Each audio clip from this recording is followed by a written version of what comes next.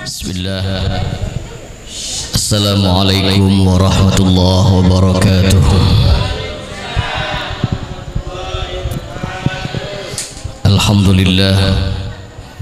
Alhamdulillahi rabbil alamin. Wassalatu wassalamu ala ashrafil anbiya'i wal mursalin Sayyidina wa maulana Muhammadin wa ala alihi wa ashabihi wa ajbaihi ajma'in. Qala ta'ala bismillahirrahmanirrahim. Walladzina amanu wattaba'ashum dzurriyyatuhum biimanin alhaqna bihim dzurriyyatahum. Rabbi shrah li sadri wa yassir li amri wa hlul 'uqdatam min lisani yafqahu qawli. Amma ba'du. Yang saya muliakan segenap para alim ulama, para kiai, para ustadz, para sesepuh, wabil khusus pimpinan Majelis Zikir Thariqah Qadiriyah wa Naqsabandiyah,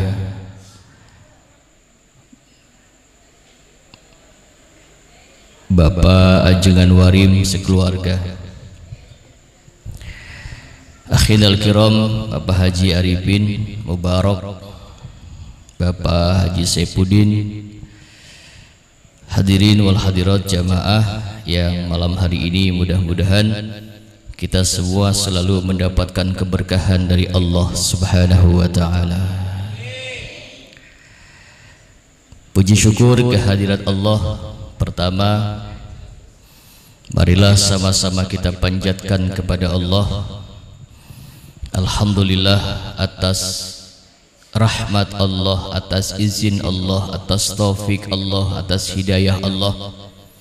Malam hari ini kita dapat berkumpul di majlis zikir kalimatus syahadah,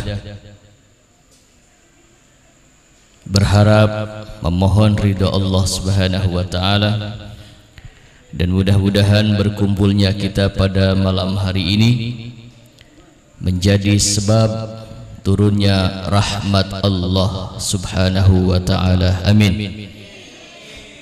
Salawat salam senantiasa marilah sama-sama kita sanjungkan, dan semoga Allah melimpahkan kepada junjungan baginda Nabi besar kita Muhammad sallallahu alaihi wasallam, kepada segenap keluarganya, sahabat dan para pengikutnya.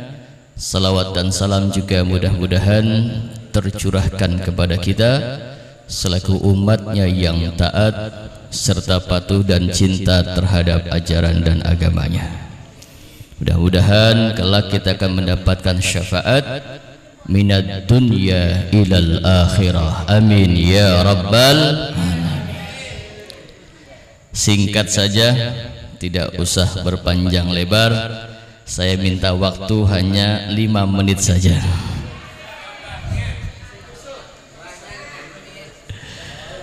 Insyaallah yang 5 menit ada manfaat untuk kita semua. Ibu bapak, para ajengan, para kiai yang dimuliakan oleh Allah, ini adalah kali yang kedua saya hadir di majelis ini, dan saya berjanji di dalam hati saya, insyaallah saya akan istiqomah.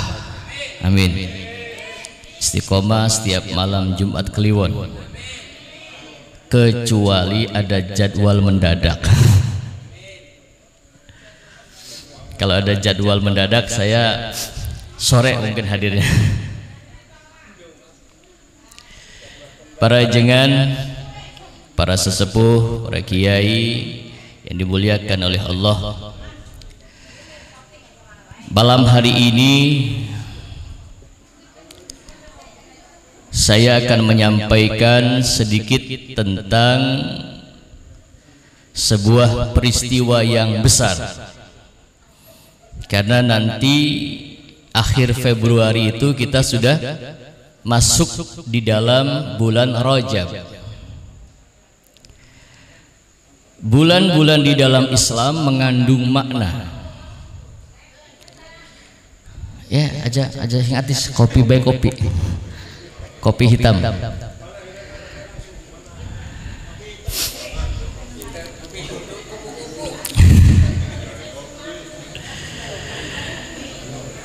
Di dalam Islam punya bulan. Kalau kita biasanya kenalnya Januari, Februari, Maret, April, Mei, Juni sampai Desember, ya Bu ya. Nah, maka biasanya kalau anaknya lahir bulan Juli, kalau lanang dikasih nama Julianto, kalau wadon Julianti. Kalau lahirnya bulan Desember, anaknya dikasih nama Desi. Kalau Februari dikasih nama Febrianto, lamun lanang, lamun wadon Febrianti. Padahal kita umat Islam punya bulan yang kita terkadang orang Islam jarang kenal dengan bulan-bulan di dalam Islam. Pertama dimulai dari Muharram. Muharram disebut wong Jawa, wong Sunda, wong Jawa nyebut bulan Muharram ku bulan apa? Suro, Sura. Wong Jawa Tengah ngomongnya Suro. Kenapa bulan Muharram disebut dengan bulan Suro? Karena mulute wong Jawa iku padu metu. Ngarani puskesmas kesmas, ngarani disuntik jeksi. Itu mulut Jawa. Muharram disebut dengan Suro karena di bulan Muharram itu ada satu tanggal yang mulia, tanggal yang luar biasa. Ada yang terjadi pada bulan itu, di tanggal itu sebuah peristiwa yang sangat besar, yaitu terjadi pada tanggal 10 Muharram. 10 iku bahasa Arabe asyaratun. Wong Jawa beli bisa ngomong asyaratun, jadine asyur. Disingkat maning asyuro beli bisa ya suro be suro wis. Betul ya? Nah, di dalam pikiran kita bakal bulan Suro iku apa maning anak filmnya malam satu Suro sing metu bangsa jin perkayangan elailu banaspati gendru tek kemang mang wewe wesi serani suster ngesot pocong sundel. Dianggapnya itu yang malam satu Suro itu malam keramat.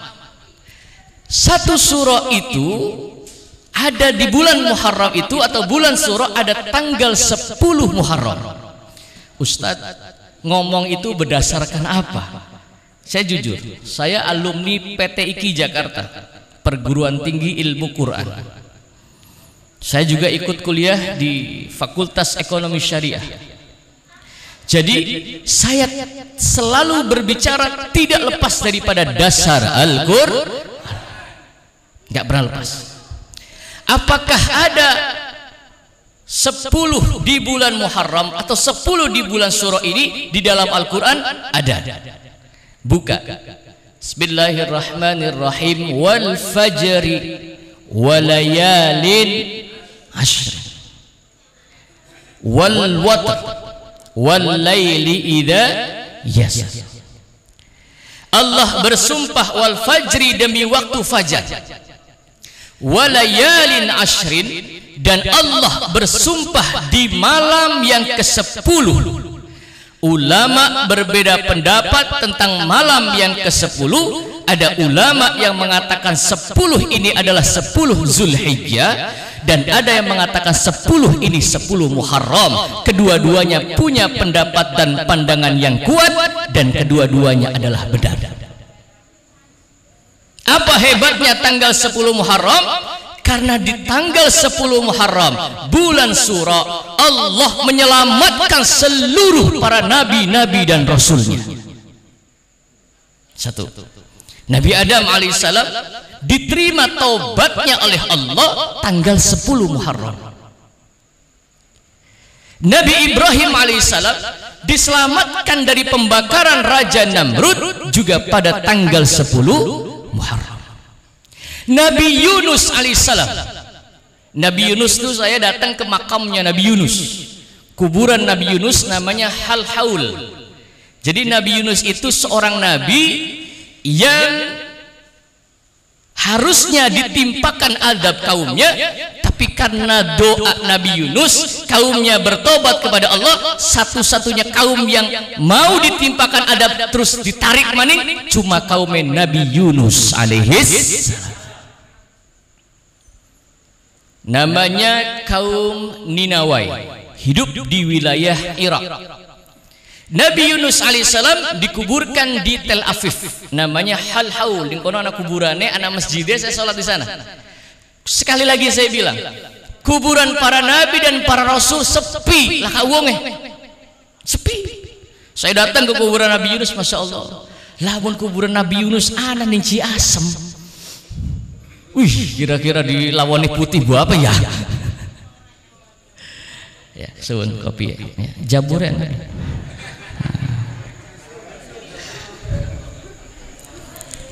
Rabine kita ngomong Kang, ngopi di mana saja boleh, yang penting nyusuk kudu ning umah.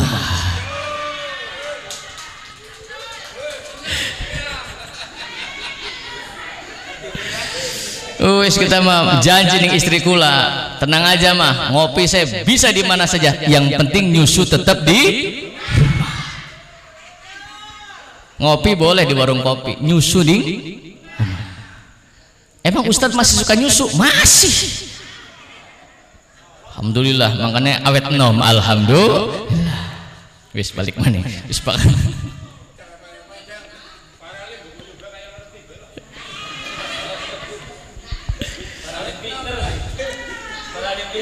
Ini saya bicara berdasarkan Al-Quran. Ya. Jadi kita berkumpul malam hari ini, pulang ke rumah dapat oleh. Karena sekarang saya melihat kadang-kadang penceramah bicaranya tidak tentang agama. Maka kata Nabi besar kita Muhammad sallallahu alaihi wasallam, dzikrul anbiya minal ibadah. Menceritakan sejarah para nabi itu ibadah. Kalau ibadah berarti kita yang kumpul malam hari ini membuka sejarah para nabi, membuka ilmu-ilmu tentang nabi, ibadah. Balik singkene ganjarannya double berlipat-lipat. Amin. Wa dzikrus salihina kifaratun. Dan menceritakan sejarah tentang orang-orang yang soleh. Kita membaca manaqib Syekh Abdul Qadir Jailani, kita menceritakan hakikat dan perjalanan orang-orang yang soleh. Maka kata Nabi, siapa orang yang mendengarkan tentang perjalanan orang-orang yang soleh, menceritakan orang-orang yang soleh, kifaratun, penghapus dosa, balik singkere, bersih tanpa dosa. Masya Allah, luar biasa. Wis menabe ya.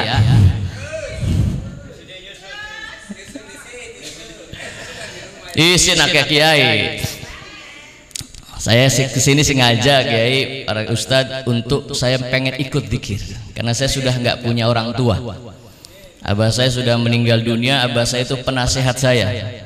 Kalau saya ngomongnya nggak benar disentil sama beliau. Tapi sekarang beliau sudah meninggal.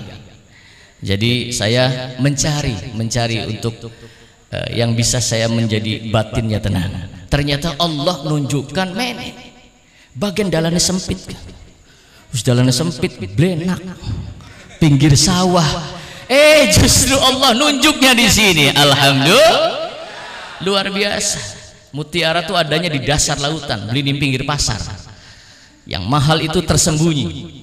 Kalau yang diobral itu murah. Gitu bang? Ya.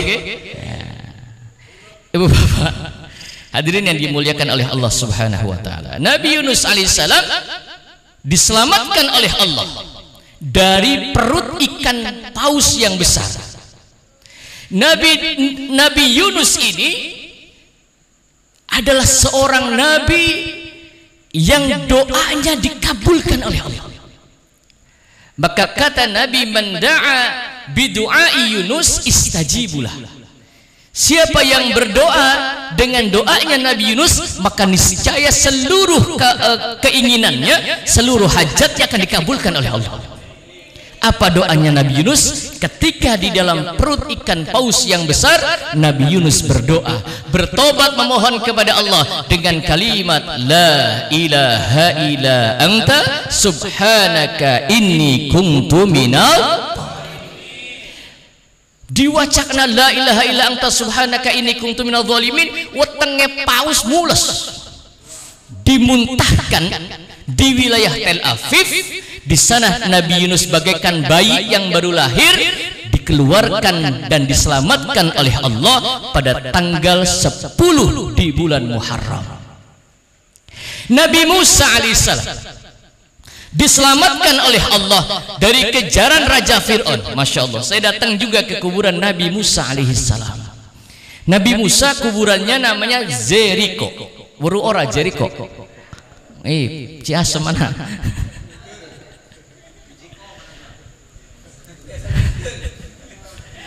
Ada kuburan Nabi Musa alaihissalam. Nabi Musa itu seorang nabi yang diutus oleh Allah pada zaman Bani Israel. Nabi-nabi Bani Israel itu luar biasa. Nabi Isa, Nabi Bani Israel. Nabi Yusuf, Nabi Bani Israel. Nabi Dawud, Nabi Bani Israel. Nabi Sulaiman, Nabi Bani Israel. Nabi Yakub, Nabi Bani Israel. Nabi Zakaria, Nabi Yahya, itu Nabi Bani Israel semua. Tapi segitu hebatnya Nabi Bani Israel, kalah karo kiai ini Kanjeng Nabi Muhammad sallallahu alaihi wasallam. Sampai sing jadi kiai, sing jadi ketua majlis, sing jadi pimpinan majlis zikir iki, jare Kanjeng Nabi, al ulama'u ummati ka anbiya'i Bani Israel. Ulama-ulama, kiai-kiai pada zaman umatku itu pangkatnya sama dengan para nabi di zaman Bani Israel. Subhanallah, luar biasa. Sallallahu Nabi Muhammad. Maka umat Kanjeng Nabi Muhammad itu adalah umat yang terbaik, umat yang terbaik, umat yang terhebat, umat yang seluruh dosanya pasti diampuni oleh Allah. Amin. Kalau umat-umat sebelumnya, ketika dia punya perbuatan dosa, maka ketika dia akan minta ampun kepada Allah, maka Allah katakan faqtulu anfusakum fataba alaikum wa'afa ankum. Kalau umat-umat sebelum umat Kanjeng Nabi Muhammad, ketika mereka akan bertobat memohon ampun kepada Allah, faqtulu anfusakum, mereka suruh bunuh diri dulu. Kalau sudah bunuh diri, baru tobatnya akan diterima oleh Allah. Tapi umat Kanjeng Nabi Muhammad, seberapa besar dosanya, seberapa besar zalimnya, dia tiap hari berbuat maksiat, tapi dia mau bertobat kepada Allah, maka niscaya tobatnya pasti diterima oleh Allah Subhanahu wa ta'ala. Saya mau tanya, sekian banyak dari kita ini ada nggak yang nggak punya dosa? Ada nggak yang nggak punya dosa? Nggak ada. Yang paling banyak dosanya, sering saya bilang, itu kaum perempuan.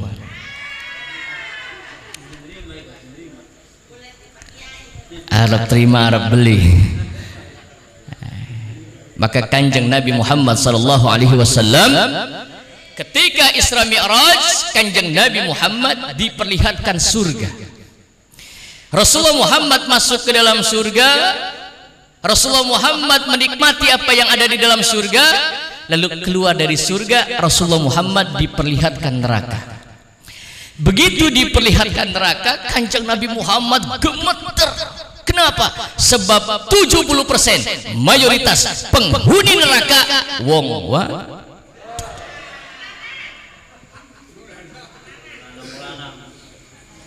waduh. Bu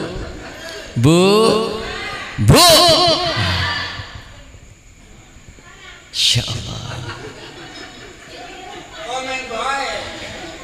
Kenapa banyak wanita yang pada kejebur ke dalam neraka? Naudzubillah. Karena akeh wong wadon beli paham tentang ngurusi suami akeh. Ana beli ning kene.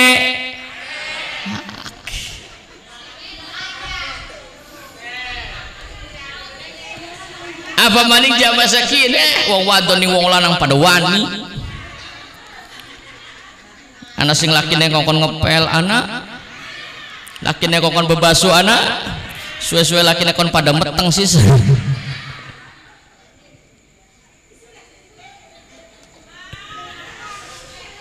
Insyaallah sallallahu alaihi Nabi Muhammad. Nabi Musa alaihissalam adalah seorang nabi yang hidup pada zaman Bani Israel.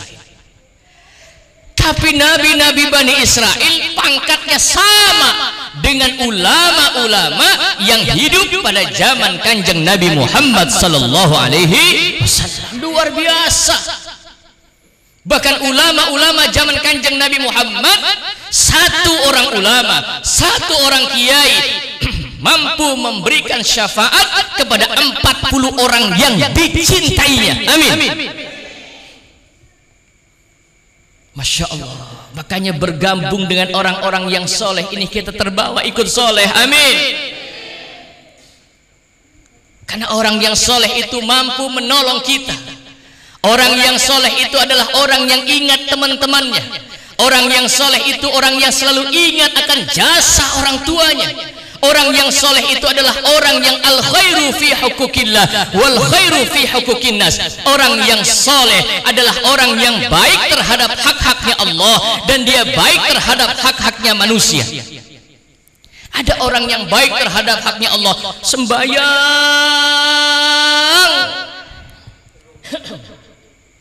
zikiran, tapi karo tangga batur beli akur, soleh apa duduk? Salatnya rajin, ibadahnya rajin, puasanya rajin, karo tangga beli akur, bukan soleh. Begitupun sebaliknya, orang yang nggak pernah ibadah, nggak pernah sholat, nggak pernah zikir, dia baik sama tetangga, itu juga bukan soleh. Soleh itu al khairu fi hukukillah wal khairu fi hukukin nas. Orang yang soleh adalah orang yang baik terhadap hak-haknya Allah dan dia baik terhadap hak-hak manusia. Sembayangnya rajin, karo tangga batur kudu apik. Amin. Ya Rabbal alamin. Aja maning karo tangga batu, karo laki tangga kasur kudu apik. Yang kadang-kadang wong wadon bejamasikin makawalik ya. Arab kondangan ma ayu-ayu, Arab majlis zikir ayu-ayu, parfum disemprot, Arab turu bareng karo lakine. Us balsam autan diborai, begitu lakine ngambung pahit. Nang apa kang pipine sirap pahit. Dikekepi ngentut bret. Arab diambung wis ngeces. Arab pengajian, Arab majlis zikir, klambi sing dinggo sing larang, Arab turu bareng karo lakine, das tersowek. Wis das tersowek utang pegot dinggo. Wis kutange pegot disambung karo peniti. Penitine orang dikancing pas laki dengan kepi kekecos. Ana beli ning kene sing kaya kodon, ana beli. Ndi wonge.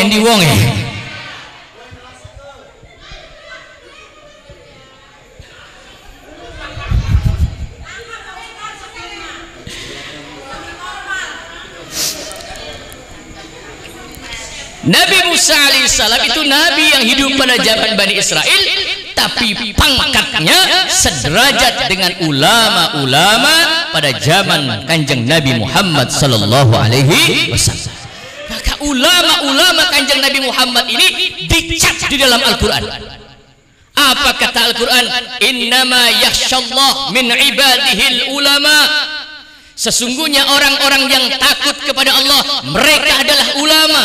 Ulama yang istiqamah, ulama yang ahli zikir, ulama yang ikhlas, ora ilok ngarep-ngarep Maka saya diundang kemana saja, alhamdulillah. Belilok ngarep-ngarep apa beli. Usine abah saya itu almarhum Kiai Dasuki Adnan.